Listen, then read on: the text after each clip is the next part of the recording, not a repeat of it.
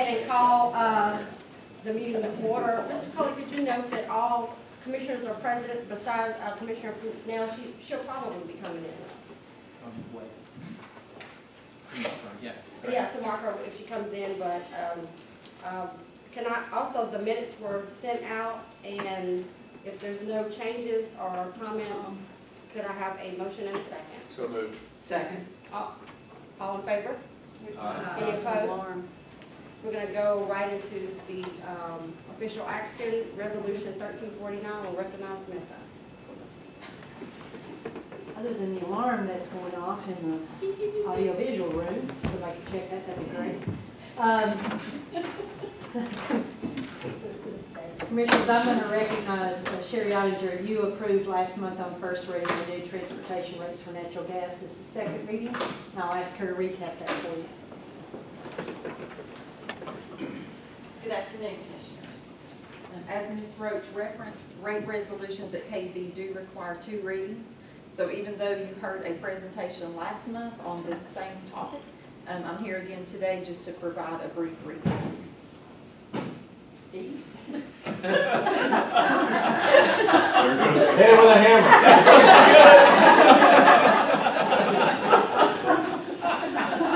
At least the slides appear to be working. Could be a The squirrel got in the substation. Most of KUB's customers purchase their natural gas from KUB, but we do offer transportation service to large commercial and industrial customers. And the customers who select that option will purchase their gas from a supplier, and that supplier delivers the gas to KUB's city gate on behalf of the customers. So the pipeline which serves Knoxville is East Tennessee Natural Gas. And all pipelines have the expectation that the shippers on their system will remain in balance, that they will purchase and schedule appropriate amounts of gas. And KUB likewise, we expect compliance from the suppliers who are delivering gas on behalf of transport customers. So East Tennessee recently received approval from the Federal Energy Regulatory Commission to update certain charges in their tariffs that are related to the balancing of deliveries. KUB utilizes East Tennessee's methodology for setting our charges, and so therefore we have recommended to you that a similar change be made to KUB's rate schedules. So passage of Resolution 1349 will enable KUB to keep its charges in alignment with Spectra's, which is East Tennessee Natural Gas. And if you should pass this resolution on second reading, it would be effective on October 1st. And I'll be glad to take any questions you might have. If there's no questions, request a motion and a second on resolution 1349 on second and final reading. Madam Chair, I move that we accept it. Second. Are there anyone that wants to speak on this motion? Mr. Coley, would you please call roll? Commissioner Askew. Aye. Commissioner Hamilton. Aye. Commissioner Herbert. Aye. Commissioner Thompson. Aye. Commissioner Williams. Aye. Commissioner Gordon. Aye. Commissioner Fennell's not here. Resolution 1349 is passed on second reading. We'll go straight into recognizing Commissioner Herbert for the nominating committee report. The nominating committee met today. We received 21 applications for the commissioner term that begins in January 2017. We reviewed the applications, and we will conduct interviews in October. And pursuant to the city charter, at least 5 candidates will be submitted to the mayor, and we will nominate those candidates at the next meeting. Anybody have any questions? Okay, is there any other business or comments from the commissioners? If not, we'll recognize Mentha for the president's report. Commissioners, first of all, let me thank you very much for your willingness to adapt this board meeting to be something a little different. If you notice, the first change already is you have food in front of you, because we're going to take all 90 minutes today for a board presentation. Secondly is I'm not standing up, and one of the reasons we're not doing stand up as presenters today is we want this to be a little more like a workshop. We want it to be informal, and we want you to feel comfortable asking any questions, interrupting us as we go. The reason for this approach is that We are embarking next spring on a new 10-year plan, new 10-year asset replacement plan, new capital plan, as well as a new 10-year financial funding plan. And many of you, in fact, most of you were not on the board when the strategy for Century 2 and that 10-year financial plan was developed. In order to help us move forward next year with a plan that you can support, that meets the needs of our system and of our customers, we think it's important to take some time to step back and reflect on what we've done over the last 10 years, how we got here, what we've accomplished, how we paid for it, and very frankly, the impact it's had on our system. So if you will bear with us, we're going to be a bit more lengthy today, but frankly more casual. We ask that you ask any questions you want. We will separate this presentation up into 3 parts today. I'll do the introduction and really talk more about the governance and how we got here from that perspective. And then Bill Elmore will talk about the impacts of Century 2 on our systems. Not only the work that's been done, but really how it's improved the performance of the systems. Next, Mark Walker will talk about how these improvements were funded during the past 10 years. This fall, we will then engage with you both in this meeting in October and again in December with regard to options for how we can proceed, but also on an individual basis. We want you to feel free to call us or talk to us one-on-one if you have issues that arise as you're thinking about this going forward. What we really want to do is by December have some sort of a consensus about whether we proceed with this same strategy or not, because we have to start building the work plans and the financial plans in January in order to be able to present to you formal plans at our April financial workshop. So it's about 7 months off before you're going to be asked to vote on anything. We're not voting today. This is just about information, and it's really about clarifying for you how we got where we are and demonstrating to you the work that's been done over the past 10 years. Let me start first with the blueprint. This board, most of you were on this board at the time this was adopted. This captures the essence of KUB. It's the strategy document that we use, that we serve as our guide in every initiative that we have. And let me start with the vision. Most of you know the most important thing that you do is to provide safe, reliable, and affordable services to our customers. That's really why we exist. And in the mission area, I think the one word I want to jump out to you is that we're good stewards in that process. We have to be good stewards of the systems, but we also have to be good stewards of the ratepayers' money. So it's a balance in that regard. We also have to be good stewards of our environment. Nothing that we do needs to impact negatively the environment that we are in. It's important to our community that we support our environment. We say all the time around here, it's about balance. You know, on one hand you can do this, on the other hand it'll cost you this. But the truth is, everything we do has an element of balance in it. Possibly the exception to that is the areas in orange at the bottom. Frankly, all of our systems have those elements at the bottom, and they all have to be done. Now, maybe some a little stronger than others in areas, but we have to pay attention to everything from being environmentally responsible to improving the customer's experience. And how we think we best do that is focus on the yellow box, which is our shared values.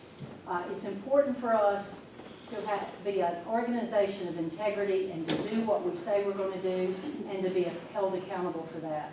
So you have notebooks in front of you today that have all these slides. Anytime you want to, as we're looking forward and making decisions, go back to this blueprint and ask yourself, are we in fact carrying out the mission of this blueprint?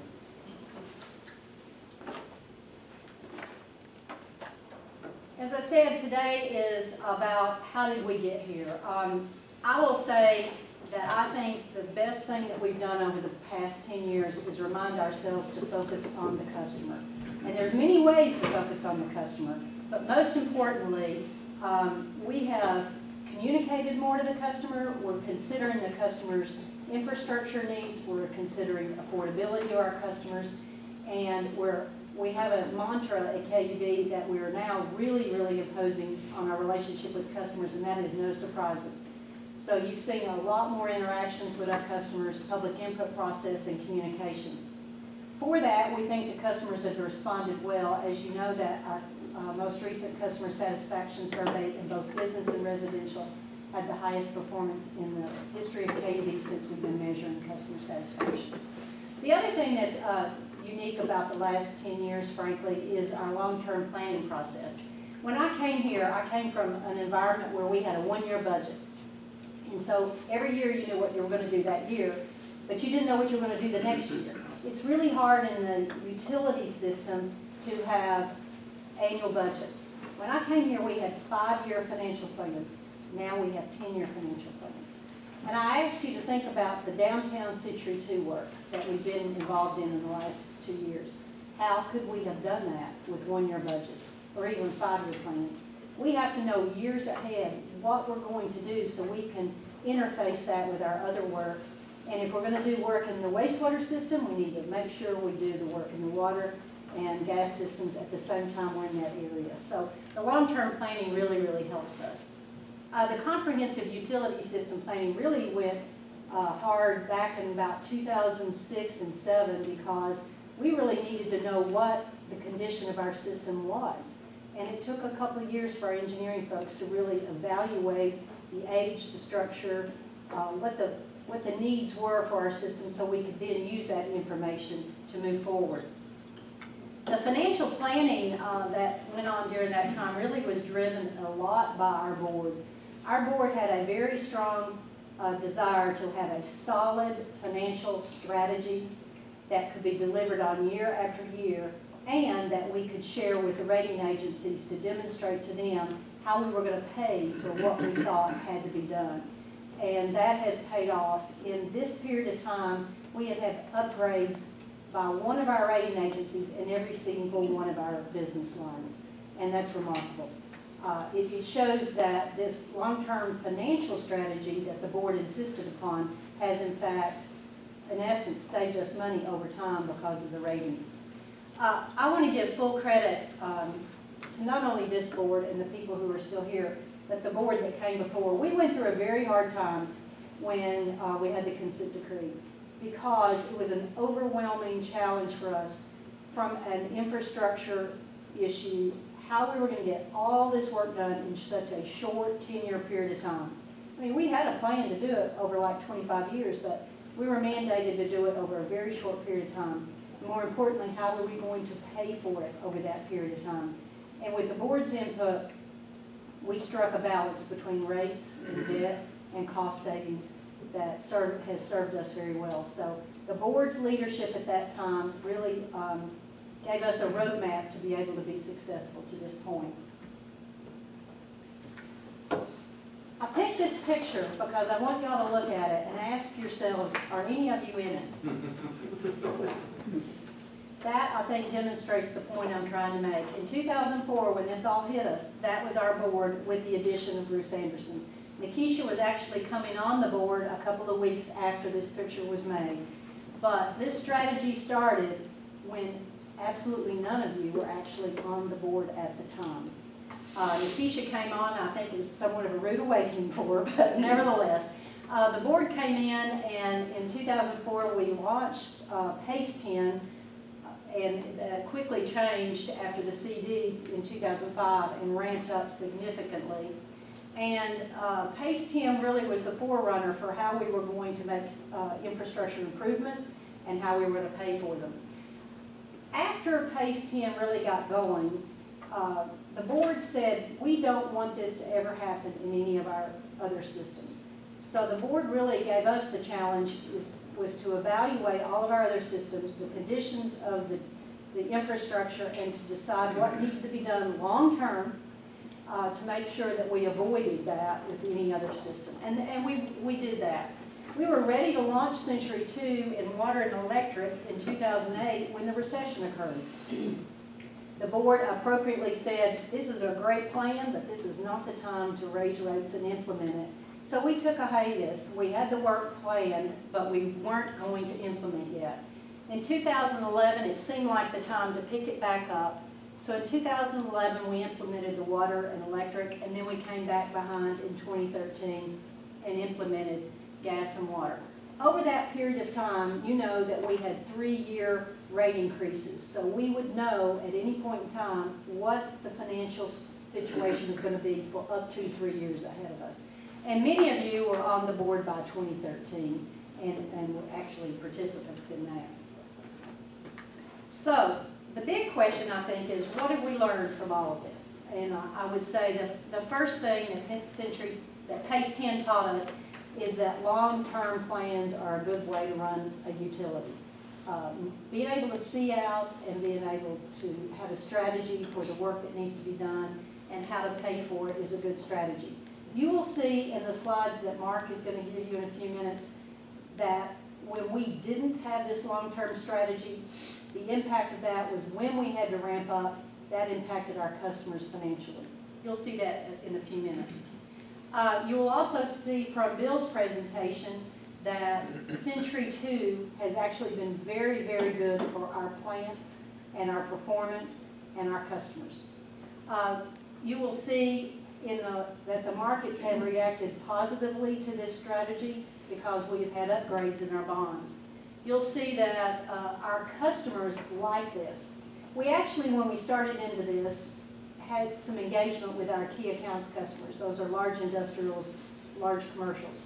And they said that they would rather have more frequent and smaller increases rather than less frequent and large increases. Many of our industrials customers have to go to headquarters, which may be out of state or somewhere else, to get budgets approved many months, if not years in advance.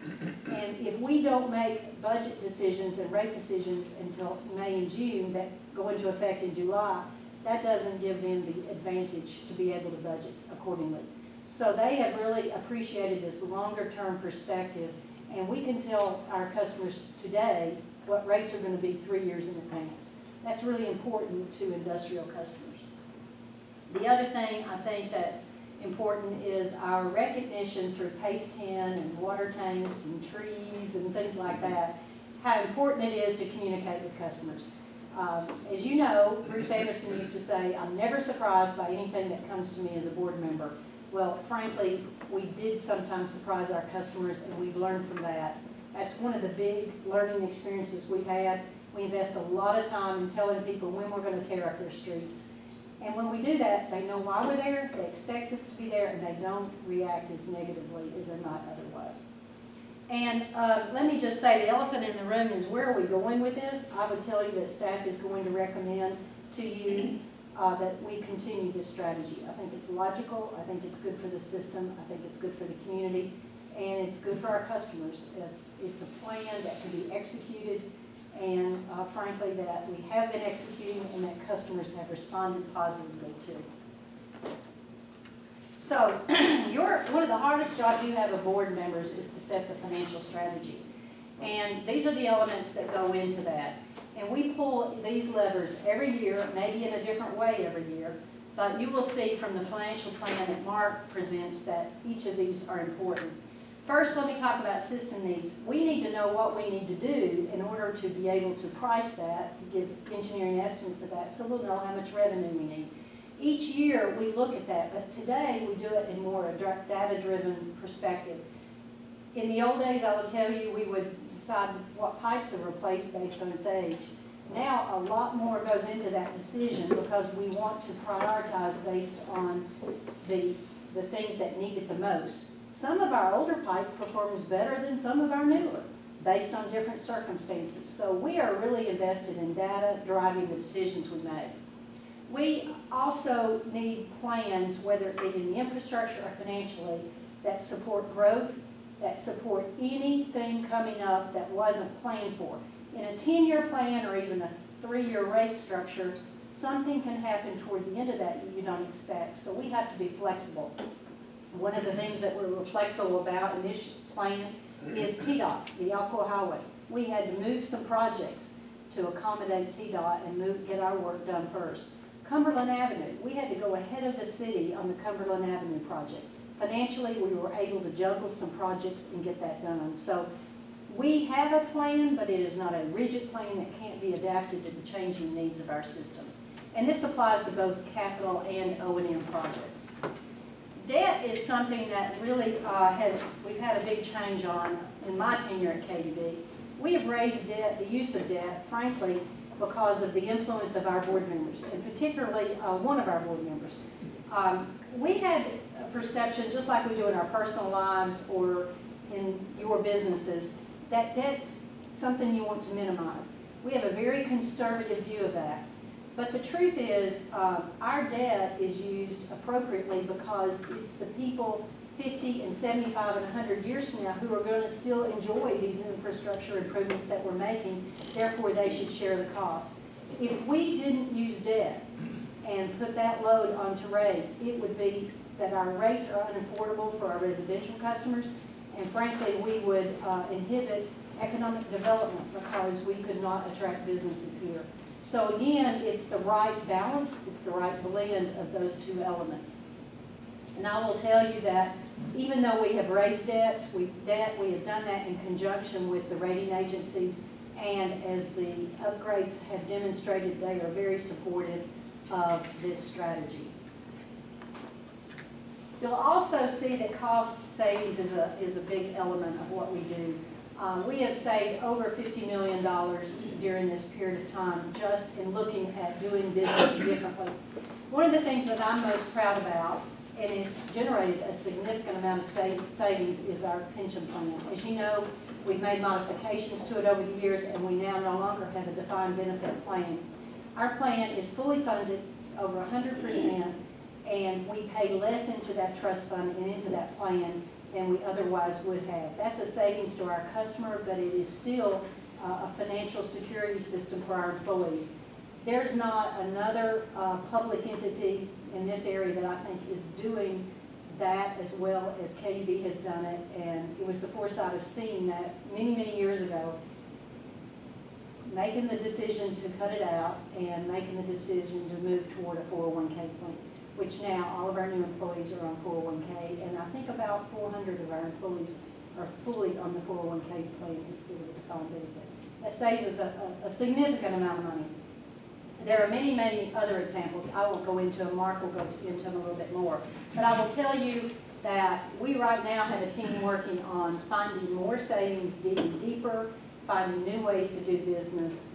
The contractor to employee shift that we're doing started last year, and over the next 2 years that will save us a lot of money. And that's just because our folks are thinking every day about how they can do business differently and save money. And rates are a significant issue, as you know. We understand affordable rates are important to our customers.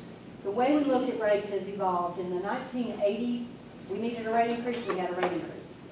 In the 1990s, we didn't have any rate increases. I will tell you that we went 11 years in the electric system with zero rate increase. You'll see in Mark's slides, that wasn't necessarily a good thing for our financial condition, and it definitely wasn't a good thing for investing in our infrastructure.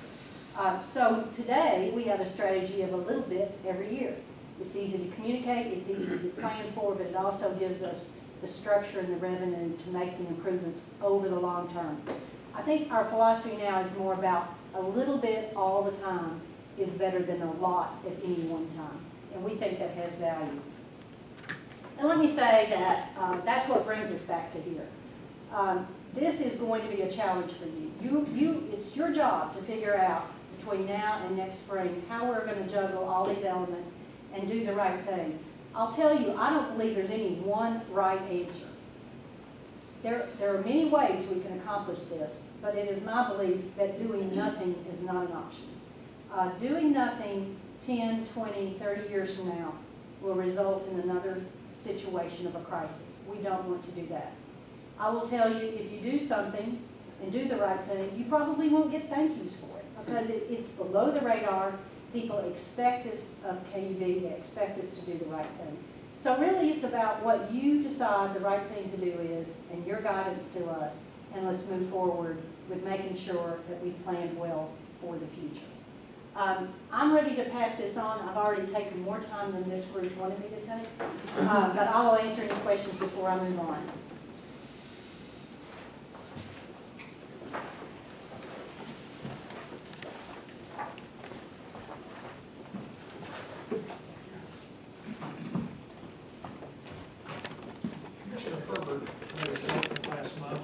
Uh-oh. meeting that I've ended up structuring my presentation around. Wow. What she said at that time was that it's hard to plan for the future and adequately do so unless or until you've understood what's happened to you in the past. So what I want to do today is talk about where we've been, how we've gotten from there to where we are today, and why it's important, in our view, to continue on with this path of renewal and replacement that we've been on for the past several years. We've approached asset management in a very methodical manner. We've already, when we started this process, assessed the age and condition of each of our assets. We've developed replacement schedules for them based upon their remaining useful lives. And then we've continued on that path to try and maintain a progress that we think is needed to achieve those results. If we can continue to do that, we believe that all of the other things that we're trying to accomplish, the regulatory compliance, the increased reliability, the improved customer service and satisfaction, all of that will follow these needed improvements. But it's critical that we continue to invest in the capital work and invest in the O&M programs to be able to achieve that. Each of our systems is different. Each of them came into being at different times and have grown in different ways. Prior to PACE 10, the only system that we had that really had a defined long history of replacement programs was our gas system. And that was due not because of age, but because of regulatory issues. And we'll go into that here a little bit more. But customers are taking note. We're doing a lot, we're accomplishing a lot, we're impacting them in various ways. But the customer satisfaction survey that Mentha mentioned earlier is good results for us, the best we've ever achieved. 91% of those residential customers, 94% of the business customers rated KUB as good or excellent on environmental responsibility. They also, 90% residential and 94% business rated us good or excellent for overall satisfaction. So what I'm going to do is take a few minutes in these next slides and look at some of the things we're doing that we believe is having an impact on customers and helping them have that increasing positive perception of KUB. The PACE 10 program grew out of the regulatory actions of 2004 and 2005. Ultimately, PACE 10 gave birth to the Century 2 program. The Century 2 program is moving forward, but let's look back for a minute on PACE 10 and how that all came about. The consent decree required a tremendous amount of effort to improve our collection system and deal with the wet weather related issues. Sanitary sewer overflows were a big driver of that. This consent decree is in fact nothing more than a wet weather issue. We've made significant progress toward the reduction of those SSOs, as this slide would indicate, but we'll talk a little bit more about that, how that came about, because no single factor caused that to happen. It was a multitude of projects and a multitude of activities, as you'll see here in just a minute. If you look back at 2004, this slide shows our collection system. The green lines are the trunk lines leading from the treatment plants out to the outer reaches of our service territory. Each of those red dots represents a location where during wet weather events, sewers, our trunk lines were filling up to capacity, sewers were bubbling over, and we had sanitary sewer overflows. Again, that being the biggest driver of anything in the regulatory action. Now, 12 years later, 130 projects later, another $500 million, there are no overflows. Again, we went from that to that as a result of all that effort and all that work. What you do see on there are black dots, and those black dots are locations where we have storage facilities built into our collection system. Those storage facilities operate during wet weather events. When the capacity in the trunk lines begins to fill up, that flow is diverted, some of that flow is diverted into these storage tanks, and instead of the sewage going out on the ground, it goes into these storage tanks. So that's been a major project for us to help us address those overflows. But that in and of itself didn't accomplish the problem. Now, I want to make sure I understand, the reason for those overflows was not necessarily because we were inadequate, but that the stormwater system of the city was not capable of handling, and so the extra water ended up going into our sewer, into our manhole. The water, yes, Okay. yes.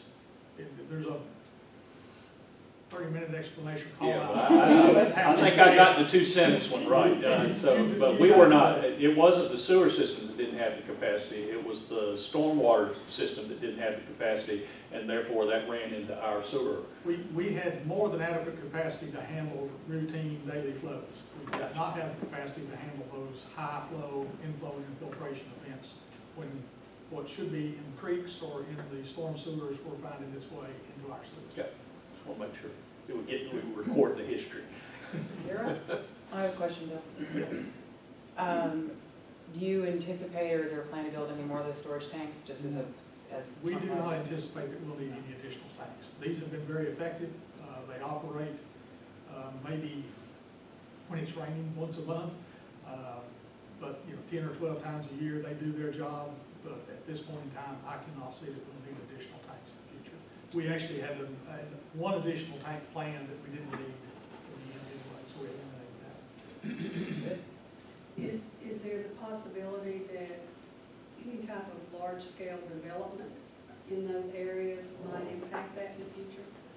I don't think so, because what's happening as we're continuing to address the collection system needs themselves that we'll talk about in the coming slides, we're removing more and more of the inflow and infiltration that gets into those lines, so that frees up normal flows for new development, new growth.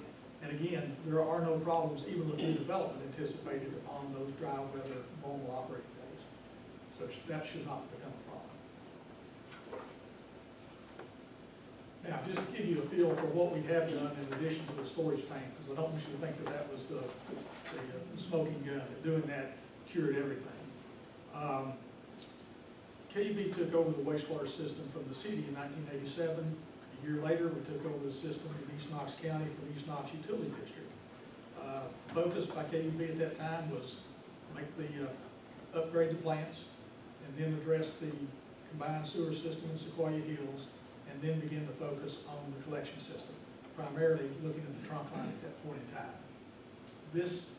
This drawing shows the trunk lines. Again, the green ones that you see on here are the segments of the trunk lines that have been upgraded. The black segments are lines that are still to be addressed. At this point in time, we have taken care of about 50% of the issues in the collection system that are needed to be addressed, and we'll be looking going forward.